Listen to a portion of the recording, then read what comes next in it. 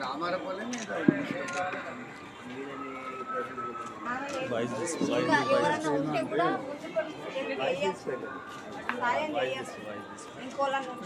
మనసున్న దాతలు ఎవరన్నా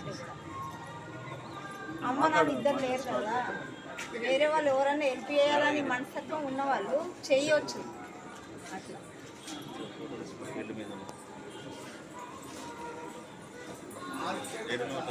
అందరికీ నమస్కారం. మరి రామంపేట మండలంలో మరి తల్లిదండ్రులు ఇద్దరు కోల్పోయి మరణించడం జరిగింది. మరణించిన విషయం మరి మన యాదన్న తెలియజేయడం వలన మరి వారి కుటుంబంలోనికి వచ్చి ఇద్దరు తల్లిదండ్రులు చనిపోవడం నాకు చాలా బాధాకరం వేసింది. చిన్న వయసులో ఉన్నారు, ఎవరు లేరు. మరి వీళ్ళ యొక్క పరిస్థితిని నేను అర్థం చేసుకొని నా వంతుగా వారికి అండగా ఉంటానని చెప్పేసి వారి కుటుంబాన్ని కూడా ఎలవెలరుగా అన్ని విధాలుగా తోడుగుండి నేను సేవలు అందిస్తానని చెప్పేసి నేను మాటిస్తున్నాను.